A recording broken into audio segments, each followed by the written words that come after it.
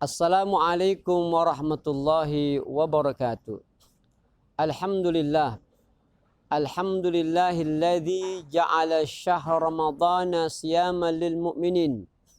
Wassalatu wassalamu ala ashrafil anbiya'i wal mursalin. Imamil muttaqin. Sayyidina wa habibina wa syafi'ina wa maulana Muhammadin. Wa ala alihi wa sahbihi ajma'in. Amma ba'd. Faqad qala Allah Ta'ala fil Qur'anil Karim wa huwa asdaqul qailin. Ya ayyuhalladzina amanu kutiba alaikumus siyam kama kutiba alal ladzina min qablikum la'allakum tattaqun. Wa qala an-nabiy sallallahu alaihi wa alihi wasallam man shama wa qama ramadhana imanan wa ihtisaban ghufira lahu ma taqaddama min dhanbihi atau kama qala Rasulullah sallallahu alaihi wa alihi wasallam. Yang sangat kita hormati pimpinan SMK Letris 2 Indonesia, Al-Mukarram wal Muhtaram Bapak Ahmad Maulana. Doa kita semua mudah-mudahan kepala sekolah senantiasa diberikan kesehatan, panjang umur, barokah keluarga dan barokah jabatan. Dan segenap Dewan Guru yang saya muliakan, anak-anak sekalian yang Bapak banggakan, puji syukur kita panjatkan kepada Allah Subhanahu wa Ta'ala. Alhamdulillah, sampai detik hari ini kita masih diberikan berbagai macam nikmat oleh Allah Subhanahu wa Ta'ala, sehingga kita dapat melaksanakan ibadah puasa di tahun ini. Berharap dan memohon kepada Allah Subhanahu wa Ta'ala, semoga amal ibadah yang telah maupun sedang kita laksanakan senantiasa mendapatkan keberkahan dari Allah Subhanahu wa Ta'ala. Salawat dan salam mudah-mudahan tetap dicurahkan kepada junjungan baginda Nabi besar kita Muhammad sallallahu alaihi wasallam. Para siswa-siswi yang sangat Bapak banggakan,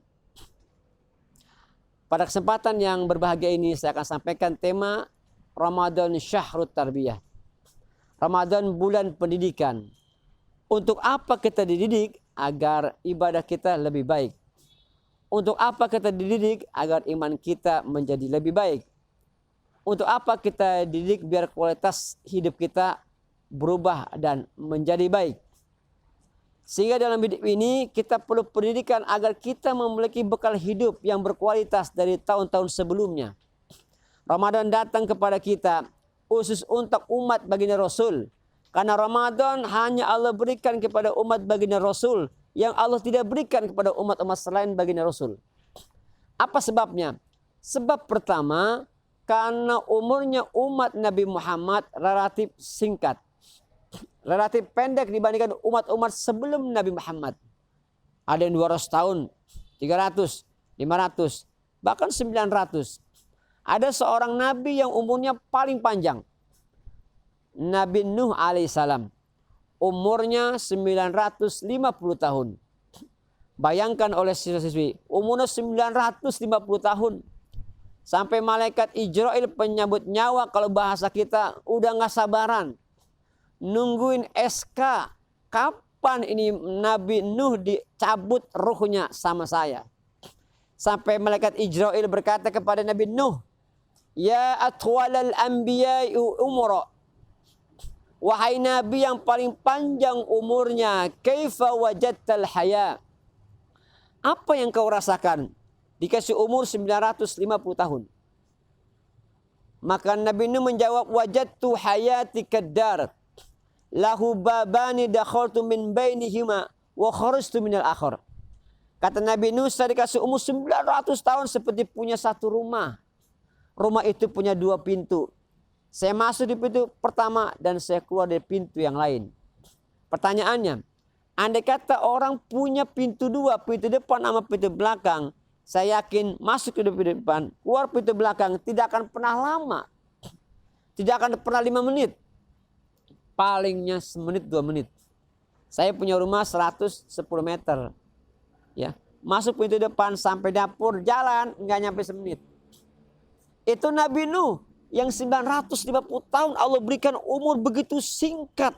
Laksana masuk pintu depan, keluar pintu belakang. Apalagi kita umat baginda Rasul yang Allah kasih umur kita tidak akan pernah jauh dari umur nabinya sendiri. 63 tahun. Sehingga yang 63 tahun teramat sangat sedikit lagi dan singkat lagi hidup kita. Sehingga Allah sayang kepada umat baginda Rasul. Aku kasih umurnya pendek, tapi aku kasih Ramadan. Kalau dia ibadah di dalamnya maksimal, dia akan menjadi manusia yang beruntung, yang ibadah di dalamnya lebih baik daripada 1000 bulan. Yang kedua, kenapa Ramadan diberikan kepada umat baginda Rasul? Di samping umurnya pendek-pendek, dosanya banyak. Andai kata Allah tidak berikan Ramadan, kita ini umat baginda Rasul menjadi orang yang merugi. Sulit bahagia di saat umur kita pendek, di saat amal kita sedikit, di saat dosa kita banyak. Kita berharap dengan amal ibadah sungguh teramat sangat malu kepada Allah Subhanahu wa taala. Sehingga kalau bahasa manusia, wahai umatnya Nabi Muhammad, kalian jangan resah, jangan gelisah, jangan berputus asa. Meskipun umurmu pendek-pendek, amalmu dikit, dosamu banyak, kata Allah, aku berikan Ramadan yang kau maksimal ibadah di dalamnya, engkau menjadi orang yang lebih bagus daripada 83 tahun ibadah di dalamnya. Sehingga tarbiyah yang dimunculkan oleh Ramadan, satu, tarbiyatul imaniyah, pendidikan keimanan, pendidikan ketauhidan. Dengan iman, ibadah yang jauh jadi dekat. Karena iman, ibadah yang sulit jadi mudah. Karena iman, ibadah yang berat jadi ringan, yang jauh jadi dekat. Kalau sentuhannya keimanan, mereka akan mendapatkan natijah manisnya ibadah karena sentuhannya keimanan. Puasa itu tidak enak, lapar itu tidak enak, haus itu tidak enak. Tapi kalau sentuhannya iman, sentuhannya ketauhidan, lapar akan jadi nikmat, haus akan jadi nikmat, lemah akan jadi lemah. Kenapa? Karena sentuhannya Allah Subhanahu wa taala. Sehingga dalam hadis Rasulullah sallallahu alaihi wasallam mengatakan, man shoma wa qama ramadhana imanan wa ihtisaban, ghufira lahu ma taqaddama min dzambi. Siapa yang beriman kepada Allah, berpuasa karena Allah, mendirikan ibadah Ramadan karena Allah, maka Allah akan berikan kepada mereka yang beriman karena Allah, beramal karena Allah. Nanti di akhir Ramadan mereka akan mendapatkan predikat dari Allah, SK-nya, dan disahkan oleh Nabi dengan bahasa hadisnya, diampuni dosa dan kesalahannya dalam kehidupannya. Subhanallah. Rugi orang yang Allah berikan kesempatan bisa hidup di Ramadan tahun ini, tapi mereka tidak memanfaatkan kualitas imannya. Imannya sebelum Ramadan dengan dalam Ramadan kualitas sama. Rugi. Kenapa rugi? Karena tidak ada jaminan tahun besok Ramadan kita masih ada. Mungkin dari teman-teman punya teman, tetangga, handai tolan, yang tahun kemarin masih puasa bareng kita, masih tarawih bareng kita, masih sholat Idul Fitri bareng kita, sekarang udah kagak ada. Tetangga Pak Ustadz ada 2 orang meninggal. Tetangga dekat. Tuh tahun kemarin dia masih puasa. Tahun ini dia meninggal nggak bilang-bilang sama Pak Ustadz. Sampai detik hari ini. Meninggal nggak ada yang tahu. Kematian nggak ada tanda-tandanya. Sehingga dalam satu syair dikatakan, al-mautu ta'ti baghtatan. Al-mautu ta'ti baghtatan. Wal qabru sundukul amal. Awalam yazal fi ghaflatin hatta dana minhul ajal. Al-mautu ta'ti baghtatan. Kematian datangnya tiba-tiba. Nggak ada yang tahu. Bukan karena tua umurnya dia meninggal. Enggak. Banyak kenyataannya. Engkongnya masih hidup, cucunya yang meninggal. Karena kalau pengen kita kan engkongnya duluan yang meninggal. Udah tua 70 tahun, 80 tahun. Kenapa cucunya 10 tahun, 5 tahun meninggal? Itulah misteri kematian. Karena maut adalah rahasia Allah. Yang tahu kematian hanya Allah. Maka selagi Allah berikan kesempatan kita untuk menikmati indahnya Ramadan. Karena imanuna yazidu bitta'ah wa yanqusu bil ma'siyat. Iman kita bertambah karena nilai ketaatan kepada Allah yang kita kerjakan. Iman kita akan turun karena kemaksiatan dan dosa yang kita lakukan dalam kehidupan. Mari Ramadan sebagai sarana pendidikan akidah, pendidikan keyakinan, pendidikan keimanan, agar iman kita lebih bagus, Untuk apa? Untuk bekal menghadapi pertandingan yang sebenarnya 11 bulan yang akan datang. Ramadan bulan pelatihan. Ramadan bulan pembinaan. Kita diplatnaskan iman kita oleh Allah Subhanahu wa taala. Kapan bertandingnya? 11 bulan setelah Ramadan. Apakah setelah Ramadan kita masih bagus imannya? Masih bagus keyakinannya? Dicoba 11 bulan yang akan datang di luar Ramadan. Yang kedua, tarbiyatul amaliyah. Ramadan sudah membentuk dan mengajarkan kepada kita akan mencintai amal kebaikan. Semua amal kebaikan Allah kumpulkan di bulan Ramadan. Li'annal hasanata fihi mustami'atun. Ramadan Allah kumpulkan semua kebaikan. Wa da'awatu mustajabatun. Doa orang yang berpuasa Allah kabulkan. Wa dzunubu maghfuratun. Dosanya Allah ampunin. Wal jannatu mushtaqatun lahum. Surga rindu kepada orang-orang yang berpuasa karena Allah Subhanahu wa taala. Bahkan Allah menanti dan menunggu hambanya yang diberikan kesempatan untuk hidup dan menikmati Ramadan. Allah menuturkan dalam hadis qudsinya, hal min sa'ilin fa'u'ti su'alah. Siapa yang minta kepadaku, kata Allah, di bulan Ramadan, fa'u'ti su'alah, aku kasih apa yang dia minta. Apakah gak enak kita? Yang Allah gak berikan ini selain bulan Ramadan. Hal min taibin fa'atubu alaih. Siapa yang bertobat, aku terima tobatnya. Hal min mustaghfirin fa'astaghfirullah. Siapa yang mau istighfar kepadaku, aku terima istighfarnya. Makanya kita sering banyak istighfar. Astaghfirullah Rabbal baraya. Astaghfirullah minal khataya. Astaghfirullah Rabbal baraya.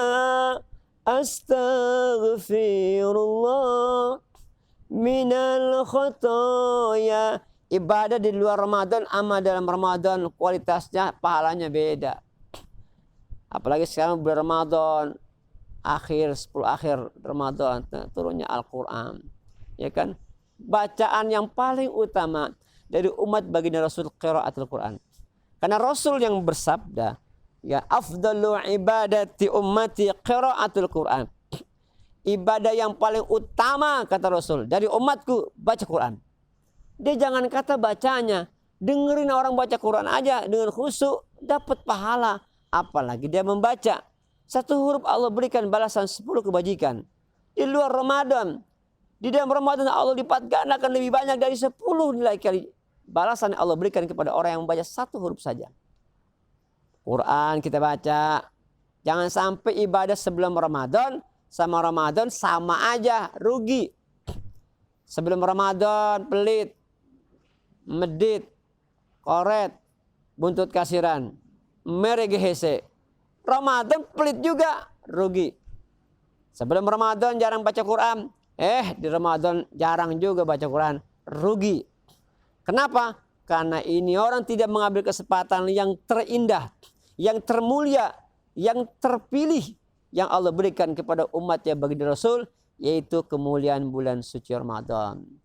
Tarawih yang ada di bulan Ramadan. Jangan sampai jebol, diusahakan tarawihnya. Kenapa? Hanya setahun sekali. Hanya ada di bulan Ramadan. Tidak bisa sholat di masjid, di musola. Karena kita pulang malam, sholat di rumah sendirian. Tidak apa-apa. Agar apa? Agar cintanya kepada amal kebaikan selalu terpatri, selalu terlaksana meskipun dalam kondisi apapun. Allah Subhanahu wa taala memberikan 2 jaminan kepada umatnya, hambanya yang beramal karena Allah Subhanahu wa taala dengan 2 janji. Man amila salihan min dzakari wa unsa wa huwa mu'min falanuhyiyannahu hayatan thayyibah wa lanajziyannahum ajrahum bi ahsani ma kanu ya'malun. Tidak ada laki-laki dan perempuan melakukan amal soleh karena Allah. Apa yang Allah berikan? Yang pertama, falanuhyiyannahu hayatan thayyibah. Allah akan berikan kepada hambanya yang beramal soleh karena Allah kehidupan yang lebih bagus. Yang kedua, wala najziyannahum ajrahum bi ahsani ma kanu ya'malun. Dan Allah pasti membalas semua amal kebaikan yang dilakukan karena Allah dengan balasan yang lebih bagus dari amal ibadah yang dia kerjakan. Apakah kita pengen Allah lipat gandakan pahalanya? Jangan luputkan, jangan lupakan, jangan lepaskan kesempatan yang masih Allah berikan kepada kita di bulan Ramadan tahun ini. Karena tidak ada jaminan Ramadan yang akan datang. Kita masih diberikan hidup oleh Allah Subhanahu wa ta'ala. Jangan nonton TV mulu. Jangan puasa pagi, siang, malam bukan baca Quran. Ya kan, main HP pagi, siang, malam. Gua aja belum. Tuh di iklan kan. Iya, gua juga belum. Main HP mulu lu. Nah, Quran dibaca, mata jangan dihabiskan untuk HP terus baca Quran. Jangan Quran kagak, sinetron mulu. Apalagi emak-emak zaman sekarang terawih pengen cepetan pulangnya. Cuman pengen nonton Ikatan Cinta doang. Iya, Andin sama si Al. Padahal yang jahat si Elsa bukan si Andin. Iya, Elsa mah jahat, dia mah cakep doang mukanya. Si Andin kan masuk penjara gara-gara si Elsa. Iya, dia mah jahat, Elsa mah ibaratnya. Ceritanya begini ya. Si Elsa punya pacar Roy. Ya kan? Nah, si Elsa hamil duluan. Si Roy nggak tanggung jawab, Bu. Ya kan? Si Elsa kesel sama si Roy. Akhirnya ditusuk si Roy sama si Elsa pakai gunting. Si Roy jatuh, Elsa kabur, Andin datang tuh. Karena waktu penusukan si Roy saya ada di TKP, Bu. Iya, nonton bareng sama bini saya. Apalagi cerita di Indosiar tuh ada tuh. Ya kan, yang kisahnya curhatan hati seorang istri. Endingnya udah paham, jalur ceritanya kita udah paham, bisa tebak. Awalnya pacaran, habis pacaran nikah, habis nikah karir suaminya meningkat, ya rumahnya bertingkat-tingkat, uangnya berlipat-lipat, mobilnya serba mengkilat. Kita hitung sampai 4, punya istri cantik memikat. Udah jaya kecantol sama perempuan lain. Akhirnya dia nikah tuh sama bini mudanya. Bini mudanya ngerongrong, merotin harta itu laki. Akhirnya miskin lagi itu laki. Udah miskin balik lagi ke istri tuanya. Ending terakhirnya bagaimana ending terakhirnya? Nyanyi. Ku menangis membayangkan betapa kejamnya dirimu pada diriku. Kau duakan cinta ini, kau pergi bersamanya. Wow. Begitu ceritanya. Jangan mata ke TV mulu, ke HP mulu. Quran kangen. Quran pengen dibaca sama umat Muhammad. Kata Allah Subhanahu wa taala, "Syahr Ramadan alladzi unzila fihi al-Qur'an hudan lin-nas wa bayyinatin minal huda wal furqan." Ramadan turunnya Al-Quran sebagai pedoman hidup bagi orang yang mau tunduk dan patuh akan perintah Allah. Rasulullah mengingatkan kepada kita, "Nawwiru buyutakum bitilawatil Qur'an." Terangi rumahmu bukan lampu yang harganya mahal, tapi terangi rumahmu dengan bacaan Al-Quran. Andai kata ayahnya pintar baca Quran, bundanya pintar baca Quran, anaknya pun pintar baca Quran, maka rumah itu rumah yang diberkahkan oleh Allah Subhanahu wa taala. Kenapa? Karena rumah itu dihidupkan oleh bacaan Al-Quran. Jangan pakai pakai HP baca Qurannya. Orang yang baca kita sudah dengerin. Ada ibaratnya orang sakit, ibu bapaknya sekarat di rumah sakit. Orang mah sekarat dibimbing, ditemenin. Itu teman saya temenin, Pak Ustadz bacain Quran, itu sih bacain. Pas didengar bukan suara dari anak yang baca Quran, dari HP, dari MP3, bukan anak yang baca Quran, orang lain yang didekatkan ke ibunya bacaan Quran orang lain. Sungguh merugi jika seorang ibu ayah memiliki anak tapi tidak bisa baca Quran, karena Quran yang dibaca akan memberikan syafaat bagi orang yang mau membaca dan mengamalkannya. Iqra'ul Quran fa innahu ya'ti yaumil qiyamah syafan ashabi. Baca Quran, demen baca Quran, istiqomah baca Quran, karena Quran nanti akan memberikan syafaatnya nanti di yaumul kiamat. Yang terakhir, tarbiyatul khuluqiyah. Tarbiyah, pendidikan akhlak, moral, etika. Di mana letaknya Ramadan mendidik akhlak yang bagus? Yang pertama, Ramadan mendidik kita untuk sifat jujur. Dilihat orang apapun tidak, kita tidak bakal buka puasa kalau sebelum waktunya. Kalau kita pengen buka puasa bisa. Siang hari habis zuhur kita mampir ke rumah makan bisa. Jangan kata minum, makan pun kita bisa. Kita bisa beli di warung, kita bisa di restoran, bisa. Kenapa tidak dilakukan? Karena menanamkan sifat jujur pada dirinya. Orang lain boleh tidak lihat. Ayah bunda kita boleh tidak lihat. Kakak adik boleh tidak lihat. Tapi ada zat yang maha melihat, Allah subhanahu wa ta'ala. Itu yang kita akan tanamkan kepada diri kita.